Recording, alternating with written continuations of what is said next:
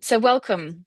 And I'm just going to give a little introduction about today, what we're trying to do with Greens Organise and where we are at the minute. So today is really about us sharing some information about what's happened since the last call, um, or since the last time you engaged with Greens Organise. And we also hope that today's content and the work that we've been doing will inspire you to join the groups, get involved in the working groups, and help us move to the next stage of Greens Organise. So, for me, the real inspirational bit has been the energy, the time, and the commitment that volunteers around the country have been putting into this movement and the way that they want to make it a success. In a world where Donald Trump has just been re-elected, where wildfires are burning down entire communities, and we hear that our own Labour government isn't even willing to stand up for basic climate needs and the only global climate commitment that we currently have. It's very difficult to stay positive. And not only that, but it's January and it's grey if you're in England. But aside from all the horrors that take up space and time in our minds, on our screens, and in our conversations, there's also loads of things that are there to keep us positive. And one of the examples of this we saw just this week, where we saw a bishop standing up for the LGBTQIA plus community, for immigrant families, and for so many vulnerable people that really are fighting for their existence. It also seems that over the last few months, there's really been the start of a class awakening, sort of the realization that rather than working against each other, we all need to work together. And we're all, not maybe us, but other people are waking up to the fact that billionaires and millionaires are the part of society that needs fixing and needs changing. It's both the good things and the really, really awful things that make us want to organize and that really gives this movement its energy.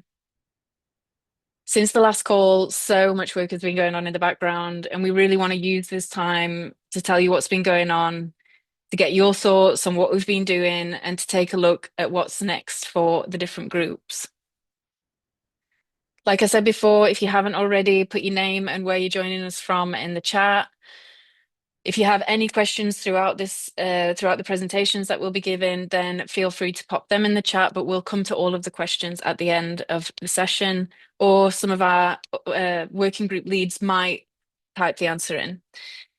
If you're someone who has a question, but maybe would rather have it be anonymous and would rather have somebody else read it out on your behalf, then feel free to directly message it to Hayden Osborne Brooks, who you will be able to find in the list of participants, and they will be able to read out on your behalf during the Q&A. A final reminder that if you were not here at the beginning, this is being recorded and will be shared with people who weren't able to join us on the day. And now I'm going to hand over to our first working group lead, that is the very wonderful Abby Wolf. Thanks, Abby. Thank you so very, very much, Jenny. And it's a wonderful opportunity to be here tonight. Good evening, everyone. My name is Abby. My pronouns are they, them. I am of the Salford and Bury Green Party, and I have the honour of being the co-lead of the Organise and Governance Working Group, along with the wonderful Hayden, who is busily scribbling down all of your questions for the Q&A portion at the end of this evening. So, broadly, Greens Organise is still in a transitional phase where we are getting established. This is a long-running process, and so my job has been to shepherd and facilitate that process as we go from sort of a loose alliance of people with similar views within the Green Party to a formalised, organised structure that can engage people throughout the Green Party and across the wider left. So we're going to begin with where we started. Dagan, could I have my first slide, please? Thank you very, very much. So this is the interim structure for Greens Organise. This was the structure that was set up when Greens Organise was first envisioned, even before I actually joined the organisation. So I can't speak to some of the specifics, but this is kind of where we are currently and where we were set up ahead of the formal launch meetings took place in September. So this is built around sort of three structures. You've already heard Jenny describe the working groups. These are individual groups within Greens Organise that are tasked to look at individual areas, and you will be hearing from the co-leads of all of those groups as they provide their updates to you tonight. Uh, Alongside the working groups, we have what is called the core group, and this is basically just an extra working group that allows for communication and facilitation between all of the individual working groups, make sure that we're sharing resources, make sure that we're communicating and collaborating on areas that cross between different working groups, and guide and facilitate the work that's coming out of those working groups. Then sitting over those working groups, or perhaps sitting under, supporting their work, we have what is called the wider group. And this is the decision-making body that was set up when Greens Organise was sort of initially brought together, and is composed of a group of people who were involved in the founding of Greens Organise, and that remains the decision-making body as it presently stands. Now, the task of my working group, the Organise working group, or Greens Organise Squared, as I have sometimes referred to it, is there to take this interim structure and turn it into a permanent structure for Greens Organise. And to do that, we have done the following work. May I have my next slide, please, Dagan? Thank you very much. So this is a brief rundown of what we've done so far over the last couple of months before the new year. So in September at the launch events, a couple of people from the initial working group held meetings with people, sort of to come an idea of what sort of questions would need to be addressed, what sort of areas we would need to consider to set up a permanent structure for Greens Organise. That involved a lot of big pads of paper and lots of whiteboard markers written on them. I have no idea what happened to those sheets, but we took down all of the information off them, and out of that, we built the questionnaire.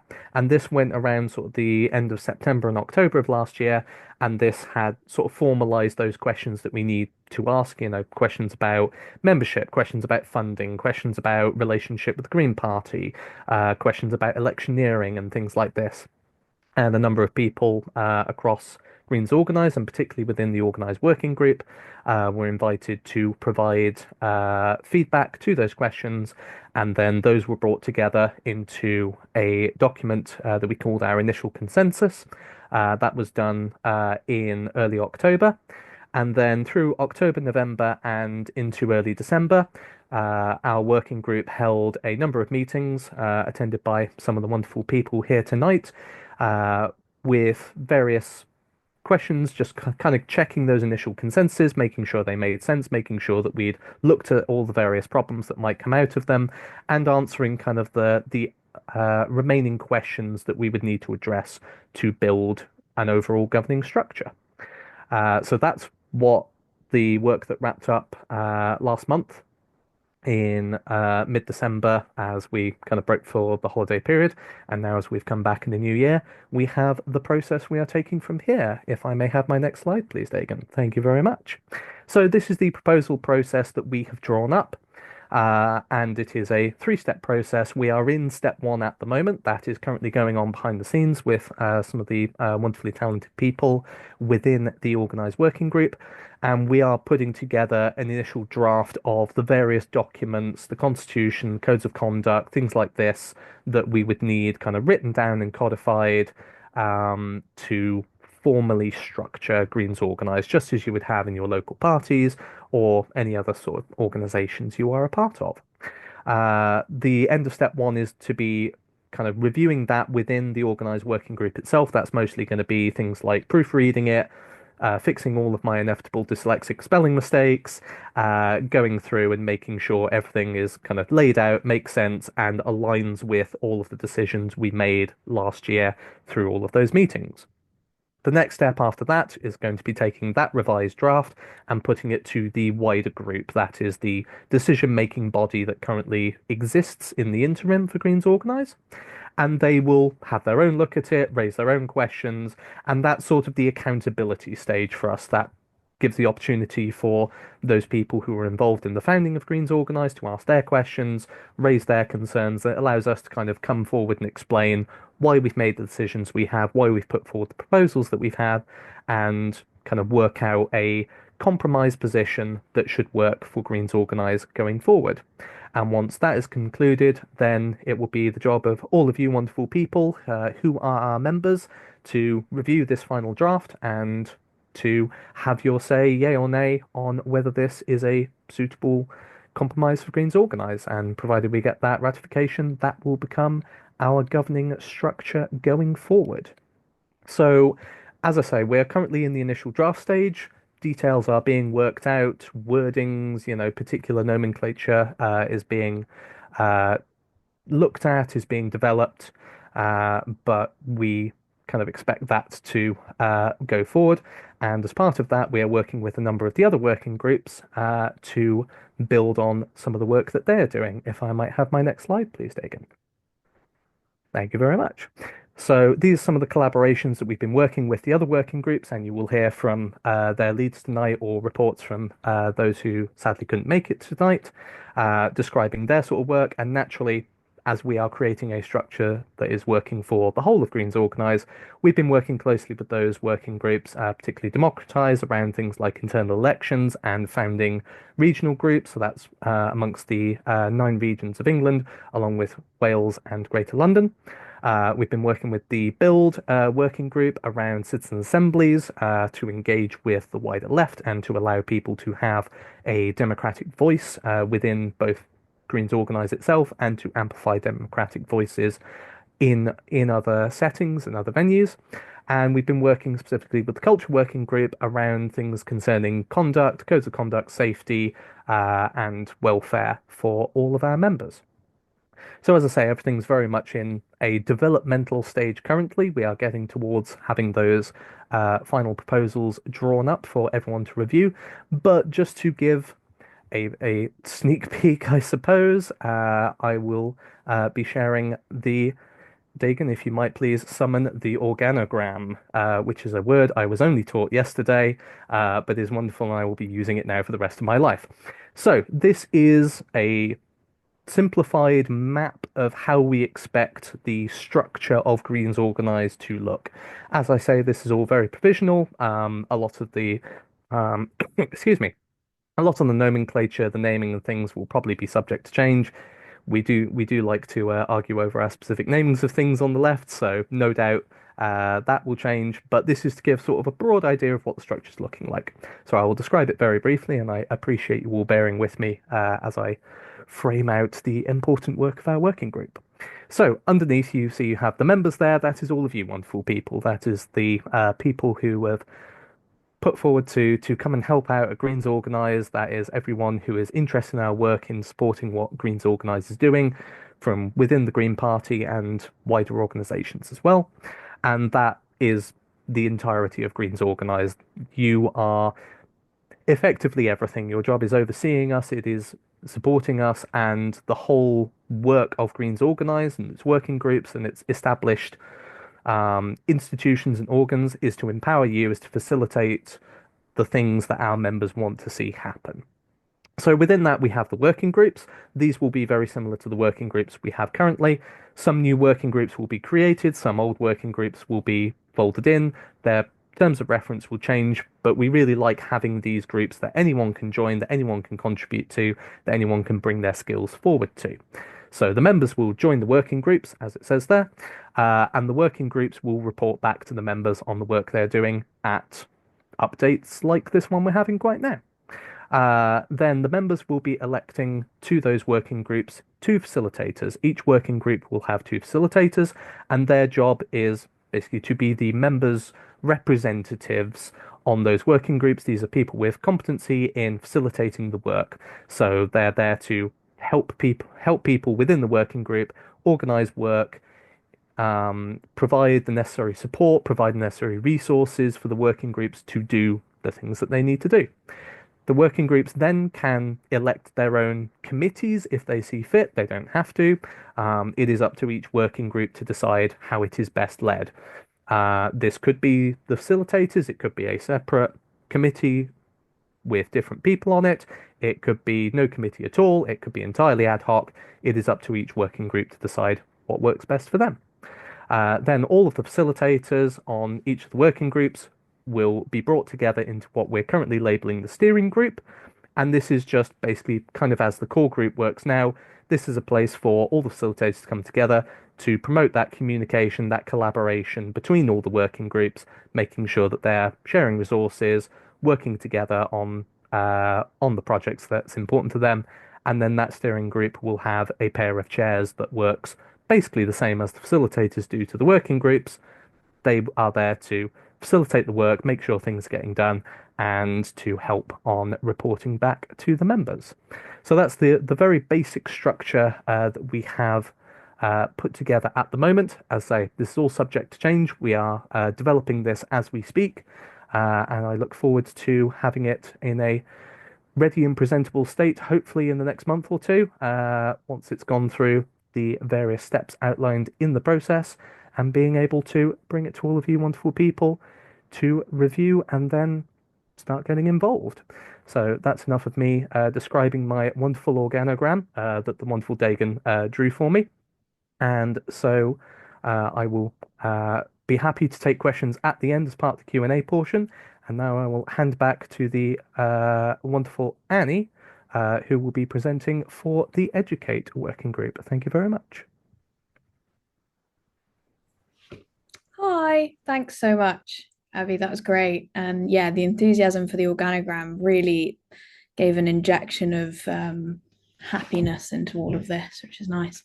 Hi, I'm Annie. I am currently leading on the Educate working group work alongside Jenny, who is also on this call, who introduced herself at the beginning, and we'll be speaking later on sort of what she's working on as part of this as well. It's great to see so many people on the call. Just for a bit of background for people who might not have been here before, we created this working group because we wanted to scale up political education within Greens Organise and eventually the Green Party, and make sure we're all on the same page, because, you know, I think that's really important when building a movement and giving it longevity. But our mission is obviously to equip Greens Organise members with the tools to not like navigate party structures, understand our ideological roots, and sort of think strategically about how we win elections and things like that. I think that understanding our ideological root bit is important for people who are maybe joining from other parties, for example, Labour, who are left wing and want to get involved. So the first thing that we've kind of started working on is how the Green Party works, and putting forward a handout that I'll show later, on how the structures work, how to get involved, things like that, and how to be involved as a member of Greens Organise as well, and to make the most of the structures that exist. We also want to make sure, like I said before, that we run sessions on sort of key left-wing ideas that underpin our vision. So we're all united on why we're doing what we're doing, and hopefully that will give members the confidence to go out and talk about it. So ultimately, it's about creating an informed and unified base that's ready to take action. And yeah, we can move on to the next slide now, please. Thank you. So what we have is we have produced a Green Party structure training document. And this document is around 3 pages long, and the contents of it have been discussed and agreed by the Educate working group in terms of what it needs to include, whether it's clear, whether it's digestible and understandable, and things like that. So we've gone through the process of elimination and things like that, and we've made something that we think is sort of useful in demonstrating the structures, which interestingly enough, I would ask people who have been in the Green Party for a really long time. I haven't been in the Green Party for a really long time, but people who haven't, even they would be like, oh, I think it's this or I think it's that. So this was a really interesting and nice way to nail down how that works. And the next thing that we are producing are the need to know guides, which Jenny will come in on and describe. And these are sort of guides that covered a lot of different areas, and we are working with the Educate group to decide which areas we want to focus on and develop. Again, these will be printed like bits of material that people can have access to. We also have an Educate Google Drive library, which is where we're putting all of the content that people send in on, for example, our Educate WhatsApp group, which you can join. I'm sure someone will post a link at some point, maybe I will. But yeah, we have loads of discussions on there about a lot of different things. We're in a discussion right now about whether we need a separate chat to discuss ideas. So yeah, you can join our meetings to have exciting discussions like that. But moving forward, we want to provide also seminars and lectures on things like political economy and things like that. We have people who are interested in delivering them that we're in contact with. So yeah, that's kind of what's happening at the minute. Jenny, do you want to come in on the need to know guides? And then I can move on to showing people the structure training. Yeah, sure, great. Thanks, Annie. It's me again. So just to let people know that we're working on the need to know guide. So my background is I worked in the NHS for 10 years in communications and engagement with patients, and I think it's really important to have things that are accessible and easy to read and written in plain English. And so what we want here is to sort of break down some of the barriers that people might feel in learning about the Green Party and how they can get involved and how they can sort of have their voice heard within the process. So we'll be looking at things like how the Green Party works, some of the Green Party policies, how you can get involved, whether that's sort of locally or nationally, or whether you want to become part of some of the decision-making bodies within the Green Party. We'll also be looking at events and conferences, so how you can come along, how you can access that, things like access funds where you can get grants to attend. And then hopefully we'll be able to move on to things like campaigning basics. So giving people a really nice, easy introduction into campaigning, be it sort of digital campaigning or door knocking or local level councillor campaigns and things like that. Also some communications and resources, and then finally like an FAQs guide. We've also got, there's a lot. There's a lot in this list. There's a lot we would love you to get involved in and help us describe and shape. But there's lots of people in the Educate group already doing a lot of great work, and we really appreciate the time that they're giving to this kind of content. But sort of watch this space. We've got a lot coming, and we'd love to hear more of your ideas. Thanks. Thanks, Jenny. If we could go to the next, oh, this is kind of what the materials will look like just as a flavor, but we can move on to the next slide now. Into what we need. Now, what we really need are, I've put this in the wrong order. I think it should be the other way around. I think we need people who are involved in sort of academia or involved in campaign groups, in running them, involved in running sort of local initiatives to come on board and be willing to deliver or impart some of their knowledge to the rest of the group. Obviously, we are in talks with people and sort of what that could look like moving forward, but ultimately we want the education side of things to be inspiring, to be progressive, and to be interesting. So yeah, if you do that, or you know anyone who does that, who would be willing to come on and talk about what they do, we are planning to film some of this stuff to make it available to members once they join, and yeah, build up a really clear pathway of training for people once they are Go members. We're also looking for writers because we have a lot of ideas. For example, Jenny has come up with these different things and we'll need some help in putting it all together. So if anyone is interested in writing some content in really clear, plain English and is happy to do that, please get in touch. Oh, someone already saying they're a writer in the chat. Perfect. Yeah, that would be really, really amazing. And we also then need designers because we're making all of this stuff on Google Docs and it looks kind of boring and rubbish and not that exciting. So if we have people on to design these materials, we can then print them out and have them as handouts. We can also make them sort of optimized for phones and web and things like that. But yeah, there's a lot of material that we can get into with this. I guess we just need the engagement and will to do that. So yeah, and that's not to say people haven't been doing excellent work. Of course they have. But yeah, we just really want to get a move on with delivering it at the minute. So I think that's me.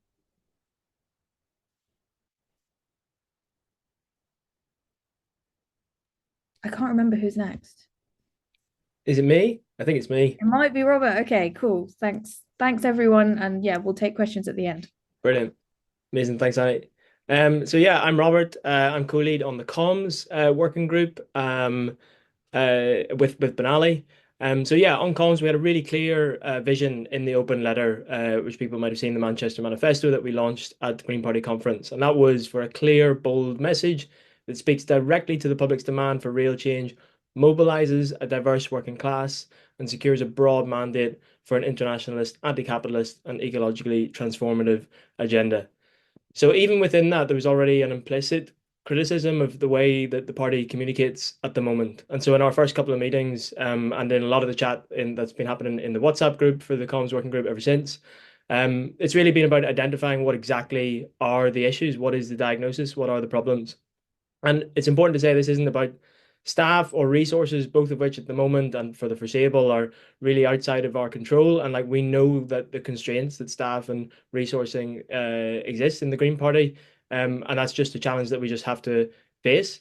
But really what we're thinking about here is rather the political constraints that we operate under. What are the assumptions that guide the party's decisions on comms? Who are we communicating to? Who do we decide is our audience? What mediums are we choosing to communicate through? All of that stuff has some implicit politics in it.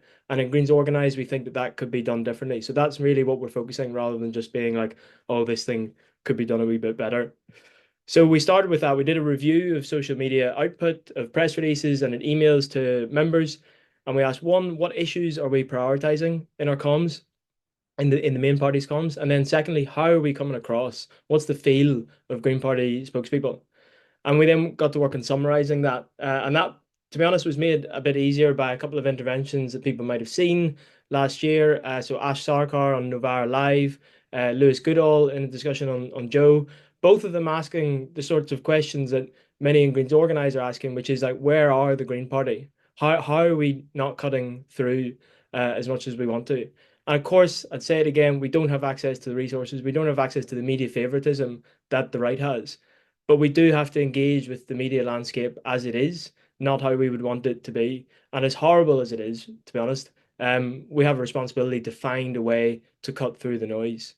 So that's the sort of task that the comms working group have set ourselves. And we've gone from diagnosing the problem to trying to work out, well, what would actually cut through. So if you go on to the next slide, please, Dagan. And these are the core things of what we want, how we think we can cut through, how the party could cut through. And what Greens Organise can do is we can model how this looks. So on the message, we can model more confident, bolder comms. Down to earth, something like relatable, that authenticity is absolutely key. Irreverent, we don't need to be deferent to these media institutions that frankly don't function, that don't hold politicians to account. And angry for a reason. There's a lot to be angry about, and the sense of anti-politics that really exists across the country at the moment is extremely strong. And people are right to feel that way in a way. They're being completely betrayed by their political class and by the economic system that we live in. So they're right to be angry, and we have to be able to channel that, or we won't speak to those people. Then there's the messenger. We want to be able to platform more diverse spokespeople, not just necessarily elected representatives. We've got 800 councillors that could be given a national platform at any point. We've got 60,000 members. We've got many more people who voted for the Green Party. There's a massive diversity of people who voted for the party or support the party or involved in some way or another or align with the party's aims, who can speak to the public in a way that it goes beyond the narrower range that we have in our most senior elected representatives. And that's no shade on them, but they are largely middle class and white. And we need to be able to go beyond that. We need to be able to speak to a broader group of people. And then there's the medium. How can we use different formats? How can we be a bit more nimble? How can we adapt to the way that the media landscape is changing? And I hate to do it, but there's a picture of Nigel Farage there because people might have seen Owen Jones's piece about the left needing a TikTok strategy. You don't always have to speak about politics to deliver a political message and to communicate to people what you're about. And in that video I've screenshotted, Farage is talking about whining about oat milk, but has managed to get millions of views off the back of it. And people know what he's getting at when he does that. It's not a policy issue. There's no legislative agenda in Parliament that he's speaking to. It doesn't matter whether he's in Clacton or not. It's a political issue. He's making it political, and he's speaking to people in a sort of like day-to-day language in the way that they understand. So we have to find our way through that landscape and see how we can use that. Also, he doesn't rely on an outlet there. That's just him doing direct comms. There's no waiting around for an invite from anyone to go on a show. It's just direct. It's him face to the camera. Next slide, please, Dagan. So yeah, the working group, we've had 3 meetings. We had one in October, November, and then January. We've done that review of Green Party comms. We feel like we've got a decent idea of what the diagnosis is, what we could do better, how we could model things that the party could pick up, how we could model things that the wider left will look at and go, all right, okay, yeah, I actually can see how the Green Party could communicate in a way that will reach people in towns around England and Wales. That will reach people in the red wall. All these things that some people on the left sort of write the Green Party off for, we can model a way that communicates, that shows those people that we can break through to those voters. And then we've got a proposed strategy off the back of all that. We've got some core messages that would guide all Greens Organise comms, and that could be the basis for the comms that we put out. We need to get to that stage where we exist as a democratic body if we're really to put this into practice. So a lot of this hinges on that. We want to be a democratic body. We don't just want to be flinging off things which we know are like deeply political. We want to be able to take risks, and to do that, we need to have the accountability that you have if you're a democratic body. So we need to get to that stage before we can really put all this into action. Next slide. Thank you. So yeah, what do we actually need? If we're going to make the shift from critiquing to putting this into practice, there's 2 big things that that we could really do with. So the first is a video team. There's loads that we could do on video. We could be a lot more reactive. We could take advantage of things like things that are coming across the news agenda that we don't have the agility or we don't have the resources for in the main party. And we can take advantage of those, but we need people with the skills to put that stuff out. We have a script for a video on the local elections campaign, which Steve is going to talk about, but we need someone to video that, and we'd love to be able to do that in the next month. So really urgently, we could do with people who have video skills and experience. And then secondly, we need a messaging team. So we've got an idea of our core messages, but it would be great to expand on that. And, those need shaping all the time. You need to be able to be reactive. So that's never a done job. So people who've got a real skill with language, think that they know how to communicate in a really direct, bold, straightforward way that hits people where they are, that resonates with people. Be really great if you could join into a messaging team. And the idea here is these are subgroups that actually do the work that the working group then has oversight of. Yeah, that's it on comms. So yeah, really keen to get more volunteers. If anyone wants to speak about that, there's a form that's coming for the local elections bit that people can fill in. So please do look at filling in that, even if you don't specifically want to work on the local elections thing. If you want to work on comms, fill in that form that's coming in a bit. But yeah, if we move on, I'm going to be covering the next bit as well. Oh no, I'm not. It's after. That's me for a bit. Thanks. Right, good evening, everybody. Thank you for coming to this meeting. I'm the co-lead of the Culture Working Group with Councillor Nicola Day. I'm based in Portsmouth with Portsmouth Green Party, obviously, and I also work in social care. That's what I am by day, and by night I'm whatever I am. So, one moment. Right, so. What we want to achieve or what we want to do is to develop an intersectional, inclusive and engaged group. So basically, regardless of who you are, we want everybody to be involved in the culture working group. And it's really just to help to support the aims of the Green Party's agenda for social and environmental justice through analysis of patterns, behaviour and action within the party culture. Nicola, would you be able to say a bit more? Yeah, so that's our main objective from our terms of reference. We've had, I think, 3 meetings overall, and in the first couple of meetings, we really tried to identify the strengths of the Green Party, the reason people to choose to join, or maybe why they leave, and what could be improved. So we spent a good couple of sessions exploring that. We also really want to analyse and review the party culture in relation to accessibility, particularly for underrepresented communities, groups and members with protected characteristics, particularly on focusing on working class voices and intersectionality. So those are really, there's more aims in our terms of reference. We do have a terms of reference which we pulled together in October. So that's where we are now. We could move on to the next slide. Okay, so thank you, Nicola. What we have been doing is exploring the strengths of the Green Party culture and what can be improved. Developing a survey for all Go members, so basically asking questions about how the culture within the Green Party generally could be better, what people find is good and what can be improved. Also discussing a creation of a decompression space. So it's a bit like like in my job, we have a debriefing. So it sort of works like that, where people are finding it a bit stressed out, or they have issues, then they have a space to go to discuss that in a confidential environment. And also working with on a code of conduct, and that will be with, I think, with Abby. So next slide.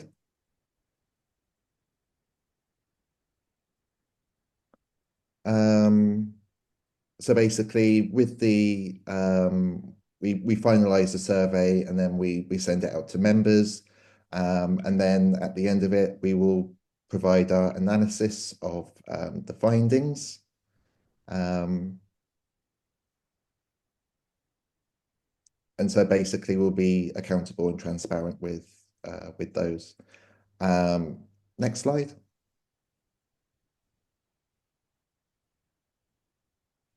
Sorry, David, I think they're all our slides. So do you want to go back? Yeah. So yeah, I mean, the main piece of work we've been doing, so we've got questions together for a survey for members, for all Go members, specifically focused on the culture of the working group. Another thing I could have added to that is the work that we're doing with the Organise group, the Democratise group, in terms of like conduct and party structures.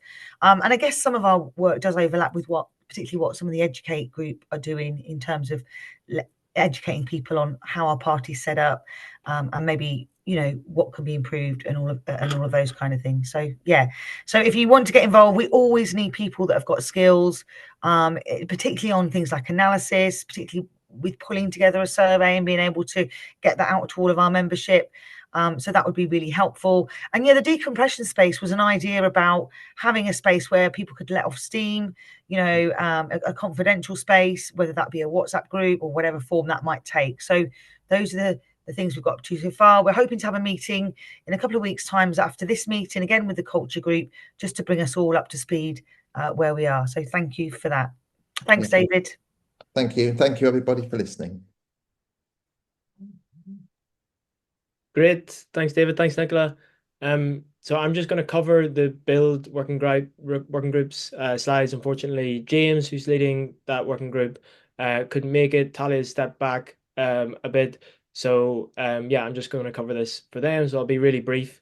But yeah, the build working group, what's the point of it? Well, the founding letter of Greens Organise states that we need a mass movement, but also there's a potential here that the Green Party can become the principal electoral voice of that movement.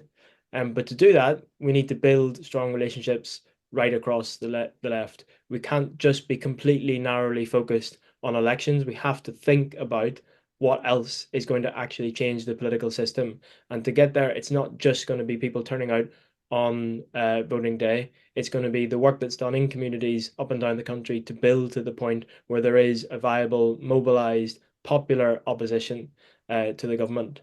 And this is what this working group wants to help the party do, is to strengthen those relationships with the wider left. Next slide, please. So up until now, there's a few ideas of what this group could do in practice. We can map left organizations and social movements by region, locality, so the connections between the Green Party that already exist. Loads of people who are already in the Green Party, who are members or councillors, are in trade unions, they're in renters unions, they're in their community associations. Lots of people are already active, but do we have a good idea of where that's happening and how we can support it? Second thing is outreach. What connections do we want to make?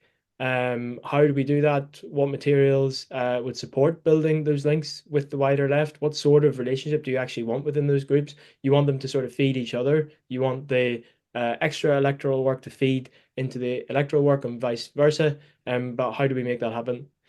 And then finally, what would a Greens Organise local assembly look like? This is a real opportunity. We'd like to think about how we could build on the work that the World Transformed did in encouraging local assemblies, democratic, bottom-up debates in communities that build all of those connections. We have to remember that so many of those connections are destroyed by neoliberalism, and we don't know our neighbours, and we don't speak to and organise with people on our road. And we need to do the hard yards of building all of that up if we're to be successful in the long term. So what do we want? And this is who do we want, really? So if you're a trade unionist, if you're in a tenants union, if you're a community organizer and you want to see better links between the Green Party and those groups, then this is the working group for you. We could really do with more people in it and developing a practical program of work. We need people with facilitating experience. If we're going to look to provide resources on local assemblies or run our own local assemblies, we need people who've experience of doing that, who can facilitate those. And we need outreach. I think I've seen some comments in the chat, like a lot of what we're talking about here is quite inward, but if we're to actually reach out, and we did that successfully in the launch, we need to speak openly about what Greens Organise wants to do. We have a couple of articles that are hopefully coming out soon from individuals. Anyone could be doing that now. We've got a leadership and GPEC selection in the middle of this year. It'll be all the better if we can have more of that debate publicly, and we can start building towards that now. People just writing what you think is what should be the connection with the wider left. What do you think should be the connection between the Green Party and trade unions? Those types of debates are really important to have openly, and that's part of what Greens Organise can encourage. So we really want that to stimulate that type of discussion, and we can have discussions with that in the build working group. But really, as people are saying, if we want to break it open and if we want to be communicating outwardly, then we need people who are prepared to do that. But we can help with writing and producing that sort of stuff. I think that's me on build. Yep.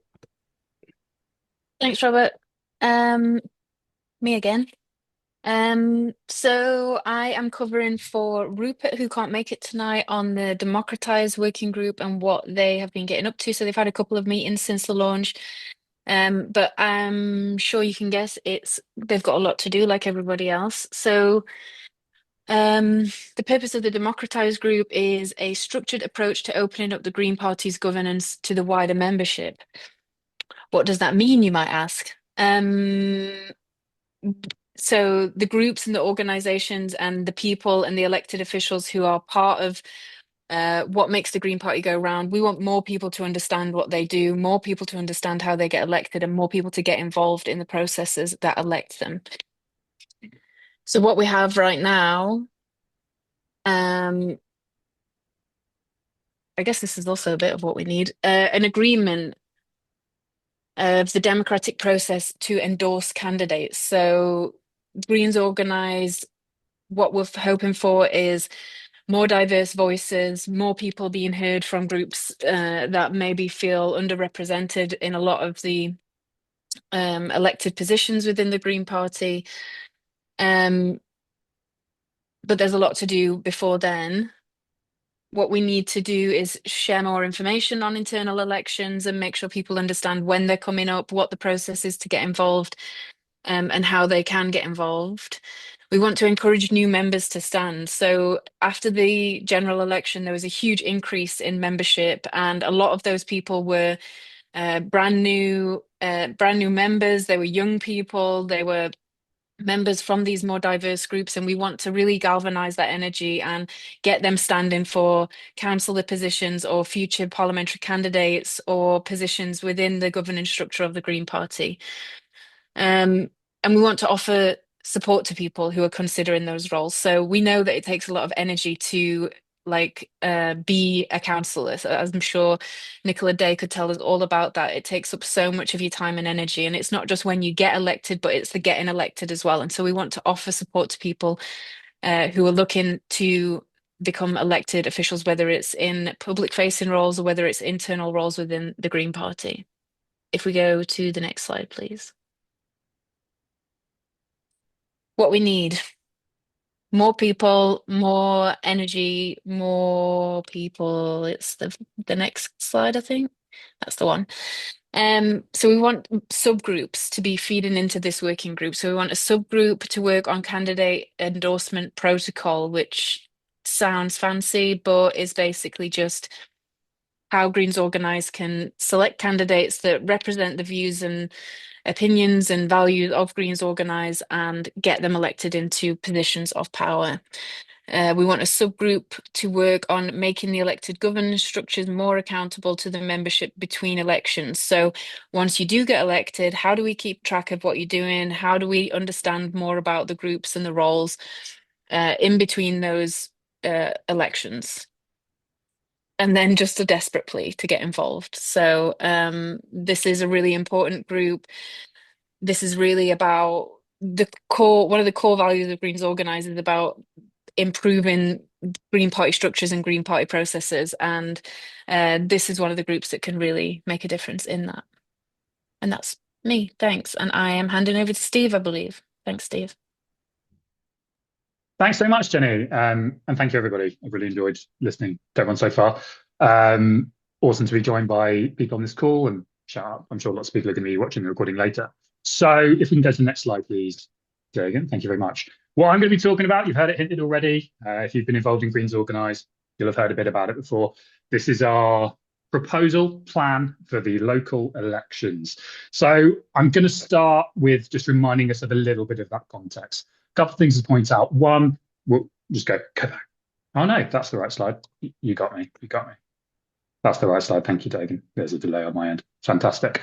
So key parts of context to remember. We've got a position within the Green Party, but we've also got a position on within the wider left ecology outside of the Green Party. And we've got a vision for what the Green Party as a whole, what its position within that left ecology is going to look like. We're going to have differing visions on what that place in the ecology looks like. But the key part to remember is that we're part of a wider whole, and to an extent, we're going to have half an eye to how we're contributing to that wider ecology, right? Then there's this second bullet point, the rise of the far right. Jenny's already touched on this. We can't avoid it. Far right politics are on the rise. Fascism's on the rise. From Labour, we're getting the same old servile centrism, and it's just fueling the fire. they're not going to do anything about it, are they? And I think a lot of us on this call and elsewhere would broadly agree that the rise of the far right, the rise of fascism, it's one of, if not the greatest political challenges that we're facing at the moment. One of, if not the greatest threat to our society that's happening right now. I think a lot about how just in summer last year, lots of us would have been on the streets, right? Countering the racist pogroms, countering that kind of sharp edge of this political wave. And speaking personally, I've been involved in anti-fascist organising for several years all over the country, organising on the streets. And at times I've been frustrated that it feels like we're reacting to things, and it doesn't always feel like we are building something sustainable, building something from the ground up, building something that involves lots of people, that count as not just the kind of street edge, those street mobilizations of the far right, but also their electoral expressions. And of course, the electoral expression in this country is reform. And we're looking at the rise of reform. That brings us to the local elections, because the local elections in May are an absolutely key moment for reform. They're projected to make lots of gains around the country. They're going to use it to gather momentum forward to the next general election. They're going to use it to continue shaping political discourse unless we stop them. And one of the reasons why they're doing so well is because there is this rightful hunger for something different, right? There's this hunger for something better. That takes us on to the next slide. So what we want, right? What Greens Organise wants. I'm speaking for myself personally. People will disagree or agree with some. There's robust discussion in the comments. That's fantastic. But broadly, what we want, what I certainly want, is a bold Green Party that takes the fight to reform, isn't afraid of picking that fight, and builds popular appeal by doing it through anti-establishment, anti-fascist, left-wing politics. People are right to be annoyed. They're just being channeled in not necessarily the right direction. And we want to harness that anger, that rightful anger. I'm angry at the status quo. Everyone's angry at the status quo. How can we harness that? Let's go to the next slide, please. It's also important to remember what we've got, right? We've got a fledgling organisation, Greens Organise. We've got a Green Party, a wider Green Party that's pretty good, right? Lots of us are members of the Green Party. Everyone who's speaking is a member of the Green Party. It's got mainly great policies, a strong, imperfect, of course, as we've heard, democracy. But we do have a committed party base. We've got networks of activists. We've got networks of activists in the wider Green Party that we can activate. But we're creating these networks. People on this call are talking to each other. We've got activists in our networks. And we've also got, within Greens Organise spaces, we've heard a little bit about this from Robert, really strong critiques of what is being done by the Green Party at large at the moment, some of the opportunities that are being missed, right? Speaking of missed opportunities, what we've also got is amazing, bold candidates that can speak up and speak to that inequality, speak to that anger, that are embedded in their communities, but perhaps maybe overlooked. We've heard a little bit about some of the flaws with first past the post. It can overlook some people. So, next slide, please. What do we need? You have to forgive me for the dramatic flourish. We need a plan. Let's go to the next slide. So this is the plan for our local election campaign. And a lot of this is already in the works, and a lot of this can be shaped with your help. If there's something that you want to get involved with or something that you disagree with, come along and shape it with us, because this will evolve and change as we go. But the plan is we want to identify candidates across the country who can speak to that inequality, speak to that anger. We want to combine and utilize all of this great work that's going on in the working groups towards this campaign to support these candidates across the country and support the local parties, many of whom are already doing this fantastic work. The way we're going to do that, we're going to channel energy, we're going to channel activists, we're going to organize action days, we're going to give people a national platform, we're going to do our own comms, and we're going to back those candidates. So we've already been having a lot of conversations with people around the country. We're talking about key areas where the Green Party are going to be fighting reform.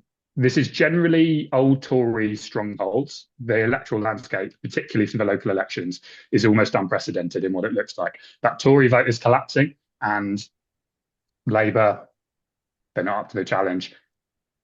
There's so many places, particularly wards in the county council elections, where Greens are going up against reform, and it's this battle of politics that's going to ensue, and that's where we want to make those interventions. This goes to the last bullet point. This is where it comes to you folks. I already mentioned that we've had so much robust critique of what's going on in the Green Party, and we are not the Green Party. We don't currently have all of the resources, the institutional connections, the media clout that we need to completely change the landscape in May. We're a pressure group, right? Greens Organise is a pressure group, and let's not pretend we're something different. But what we do have, what I strongly believe we do have, is the vision to show the rest of the Green Party and the rest of that left ecology what it takes to stop the rise of far-right politics, right? If you are listening to this, or someone who's spoken previously, if you've ever thought Green Party comms weren't bold enough, weren't professional enough, weren't good enough, whatever it is, if you've ever been bored about what you're hearing from Green Party candidates, if you're bored of knocking on doors for technocratic, stale, pale, male candidates, then this is the time to stand up and be counted, right? What we're going to do is we're going to do it ourselves. We're going to do it ourselves, and we're going to show the Green Party how to run these campaigns, how things can be done. But that's literally only possible if we do it together. This is the vision. This is what I've outlined, imperfectly, of course. This is the idea. It will change. It will develop. Hopefully, you'll come and shape it. At the moment, we've got our specific eyes on a few areas, but I'm hoping that will develop as more and more kind of energy and interest comes to this. If anything I've said sounds of interest to you, Dagan is going to pop a link in the chat right now. And that was such fantastic timing. Virtual high five for Dagan.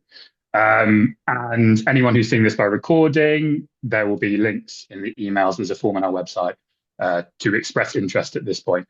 This isn't the launch of this campaign. At this moment, we're talking to our community to build that support, gather those expressions of interest, and hopefully we'll do a barn-stomping public launch in the months leading up to May. But I'm really excited about this. I think this is exactly what Greens Organise is set up to do. That's just my vision. I'm really excited for us to be working across all these working groups and to put some of these principles into action. I think I'm going to stop there.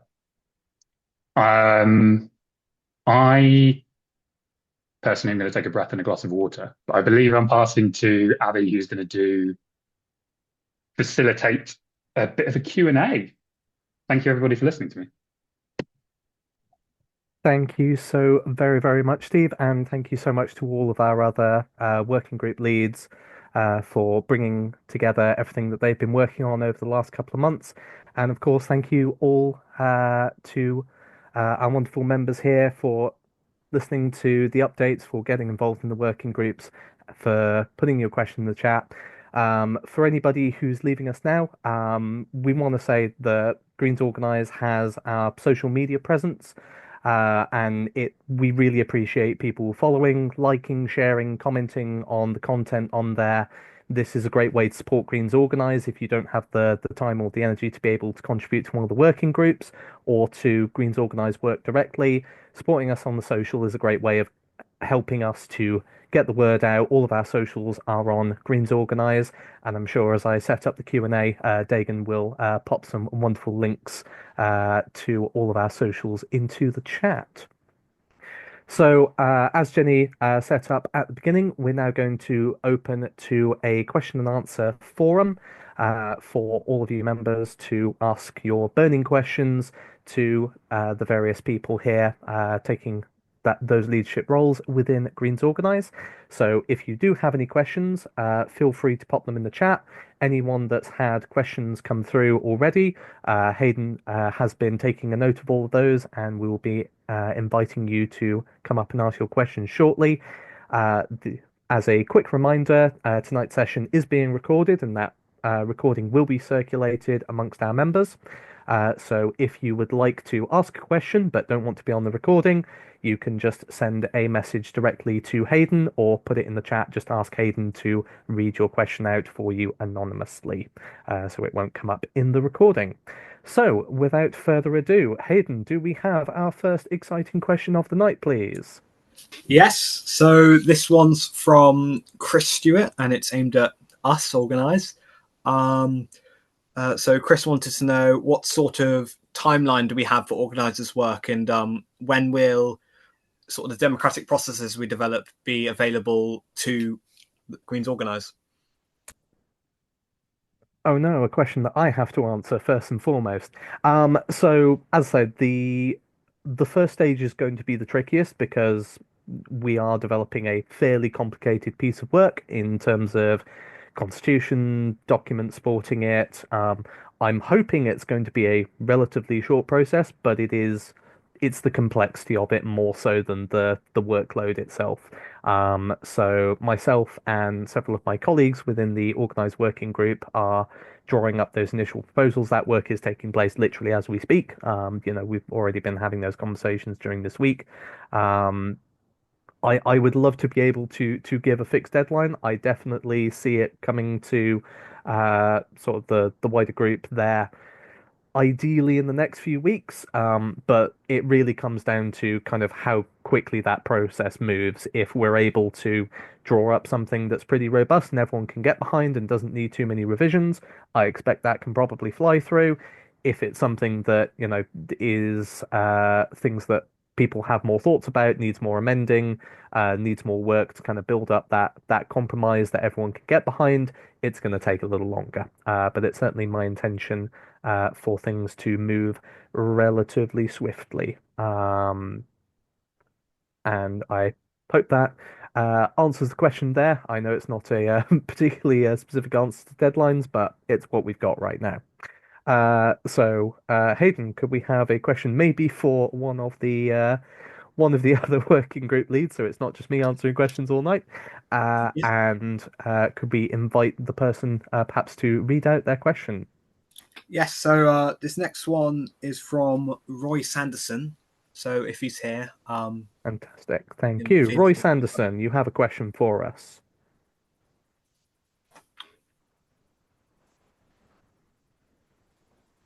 Going once. Hello, hi. There we go. Yeah, I think the question, I posed a number of questions, but one of the questions was, are we not, are not Green Organise a eco-socialist organisation?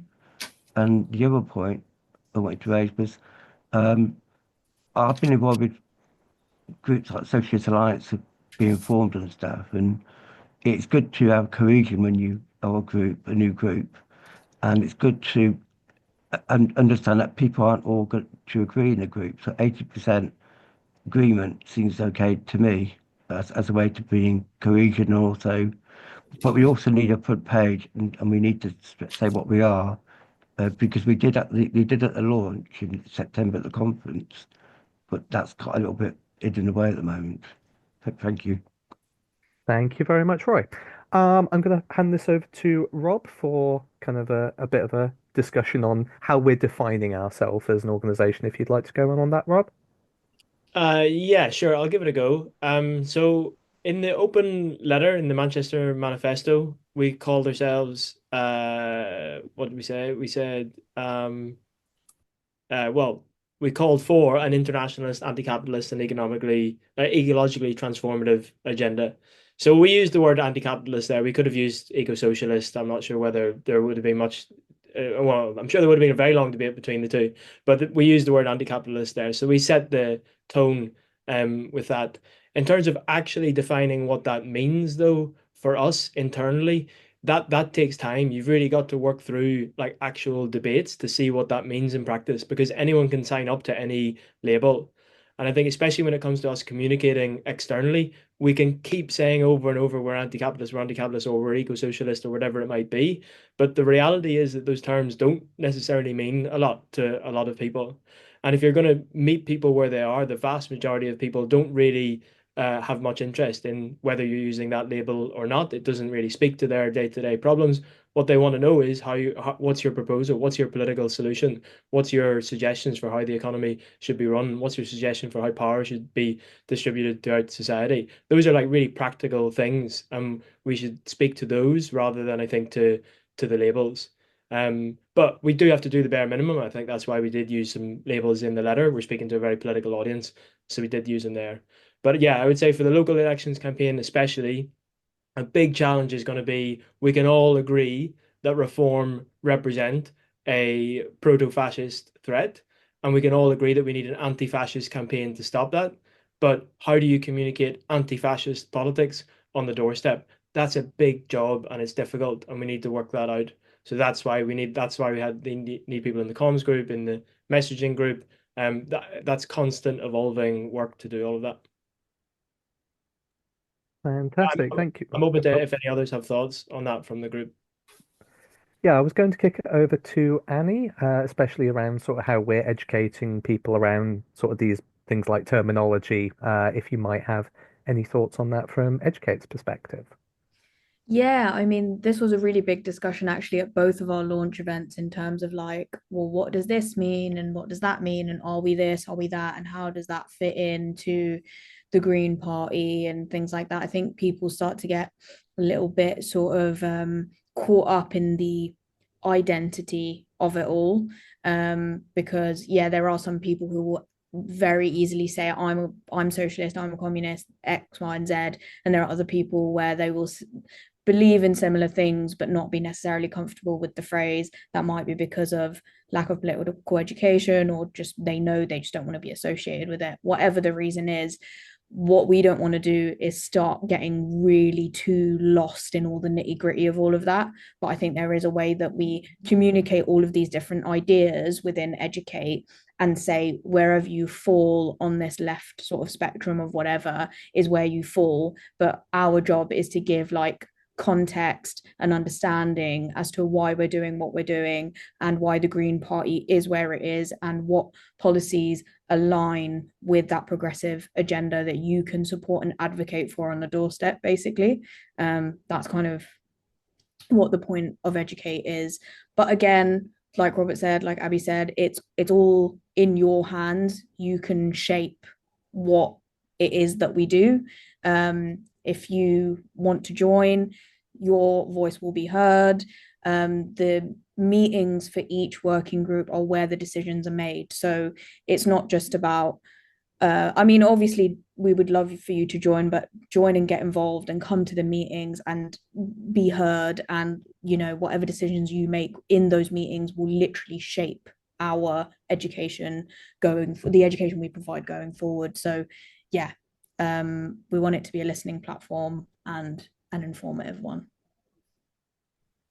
Fantastic. Thank you so much, Annie. Thank you so much, Rob. And thank you, Roy, for your question. Hayden, who do we have up next for a question? Yeah, so next it will be Jim Reiki. Jim Reiki. We have a question from Jim Reiki. Hi there. Good evening, everyone. It was a very short question. I was just wondering how it was that we were defining the wider left. I'm reading between the lines in terms of what's been put in the chat. I'm more than happy individually. I'm more than happy as Green Party members that we work alongside others in broad coalitions, wider campaigns. I'm less interested in making definite links with small sects in our towns and cities. And if we leave it wide open to that, which does sort of connect with another question that's been raised, is this going to be everybody in Greens Organise has to be a Green Party member? in which case that would protect in some way away from what we might define as the wider left coming in and trying to run away with it themselves. That was a bit convoluted, but I have experience of the wider left in those terms. Fantastic. Thank you very much, Jim. I will just very quickly jump on the last bit, as that kind of slightly falls within my wheelhouse. There are structural protections as part of how we are constituted as an organization that focus us around our connection to the Green Party first and foremost. So yes, that is definitely something we have recognised and are taking into account. As to what kind of the wide left means to us, Steve, would you be up for taking some thoughts on that? Yeah, sure. Thank you. It's a fantastic question, and I'm not going to have necessarily the most helpful answer because there isn't a defined answer, right?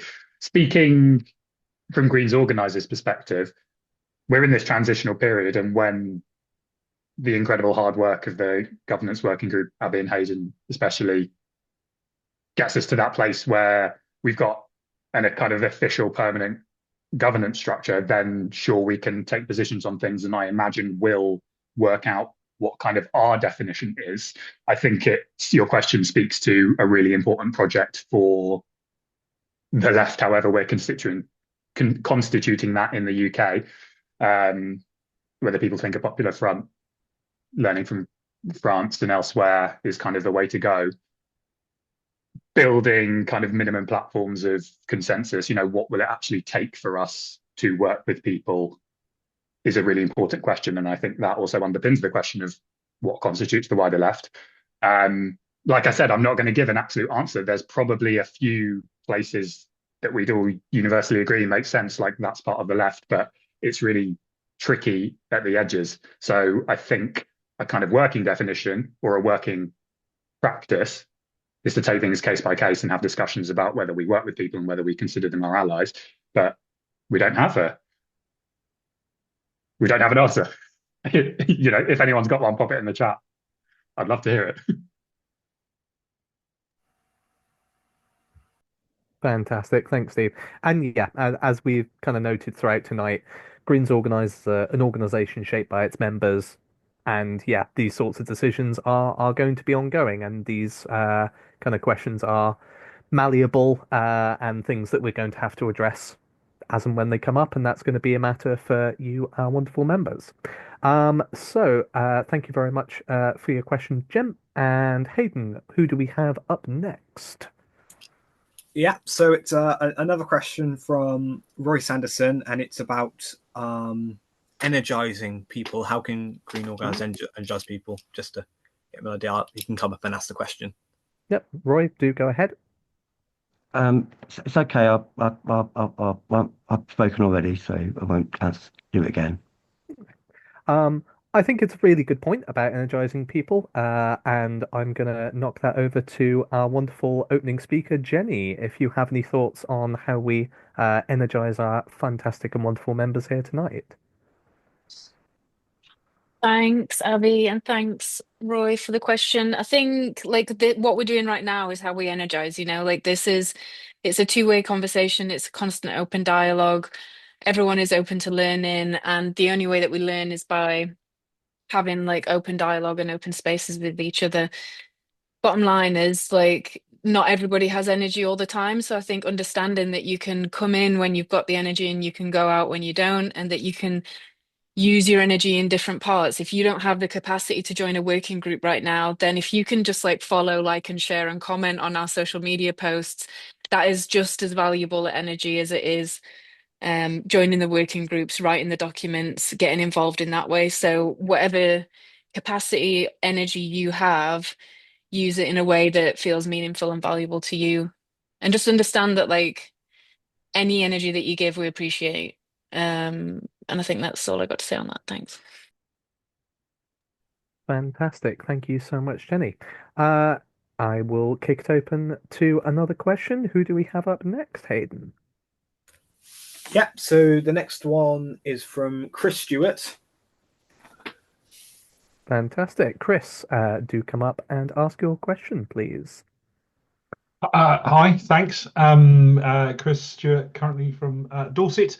I listened with great interest to all of that, and there's obviously been some fantastic work going on. One thing that worries me is that we have a full spectrum of internal elections at the autumn conference this year, and whilst January might feel a long way away from autumn, it isn't.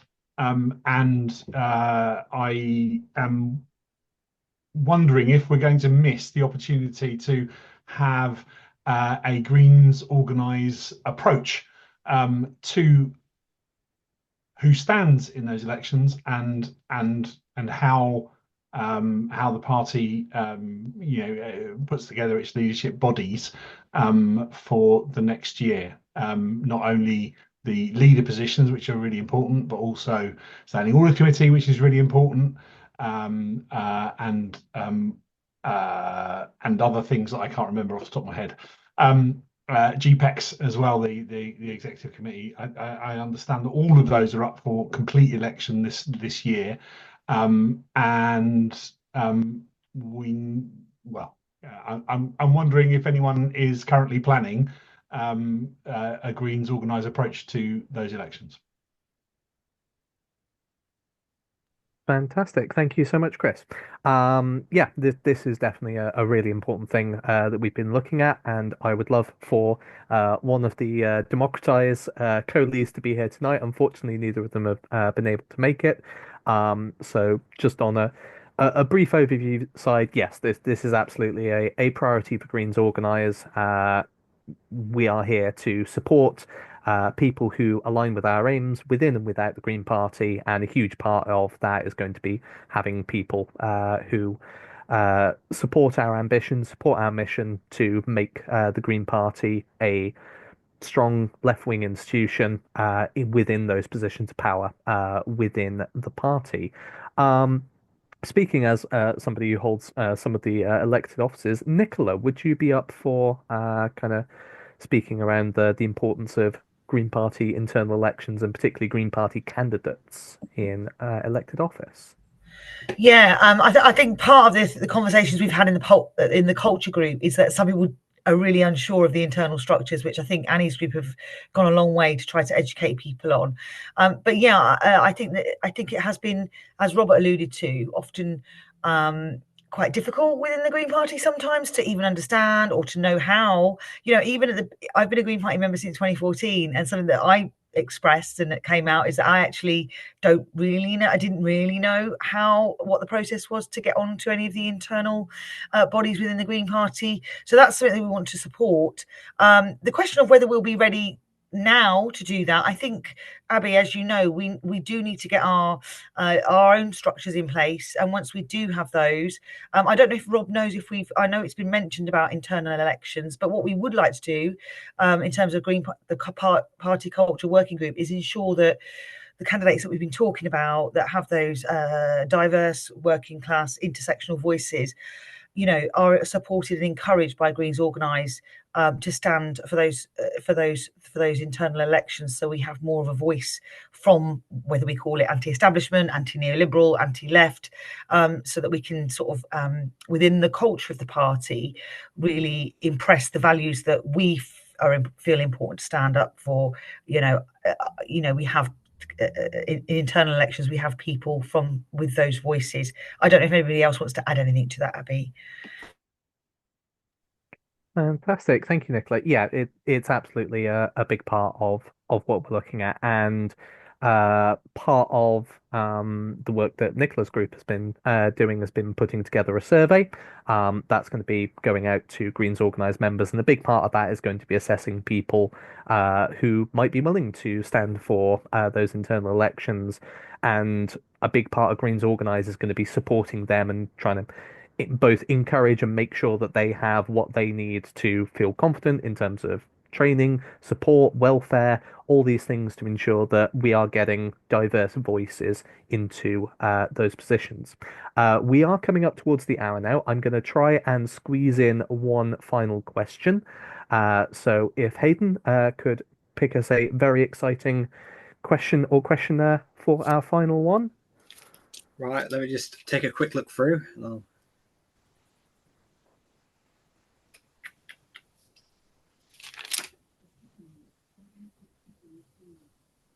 Right, I'll go with the most recent one from Ash, which seems exciting. So, Ash Tub. Hello.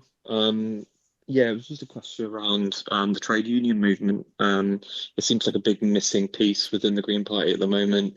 There doesn't seem to be much movement from the National Party as a whole to kind of try and get on board trade unions. I'm wondering whether we're going to kind of push for that through GO and try and bring them with us into the Green Party as a whole. Fantastic. Thank you very much, Ash. And I can think of nobody possibly better to answer this question than the chair of the Green Party Trade Union Organisation himself, Mr. Robert McGowan. Would you be so kind? Thanks, Avi. We're trying, Ash. We're trying our best. So the Green Party Trade Union Group is there to support Greens who are trade unionists or supporters of the Labour movement. We regularly hold events with trade unionists. We're trying to build closer links. We encourage the leadership. We did a round of engagement between the Green Party leadership and a couple of trade union general secretaries. We helped write the section of the manifesto that was on workers' rights, which made it the strongest workers' rights chapter of a manifesto we've had ever, I think. Calling for repeal of all anti-trade union legislation going back to 1979. That was picked up by lots of unions in a really positive way. But I would say it's not as easy as just, calling on the unions to like leave Labour and back us and come our way. You have to build that relationship, and that takes time. And what would really, really help, as well as obviously join the Green Party Trade Union Group, is more Greens getting active in their trade unions. That's a really, really, really impactful way of strengthening that relationship, because Greens organising within their trade unions will really help to make those connections, show that Greens are trade unionists. We're also trying to get more trade union liaison officers elected in regional parties.